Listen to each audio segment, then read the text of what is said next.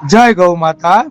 આજે તારીખ 18/4/2025 ના રોજ રાધા રમણ ક્રિએશન, વરણી ક્રિએશન, મંથનભાઈ, મિતભાઈ અને ધનાદાદાના સહયોગથી કરુણા સેવક ગૌસેવા ચેરિટેબલ ટ્રસ્ટના ગૌસેવકોએ એક ગાડી લીલો ઘાસચારો સુરત પાંજરાપોળ આખાકોલ ગામની ગૌશાળાના ગૌવંશને અર્પણ કર્યો।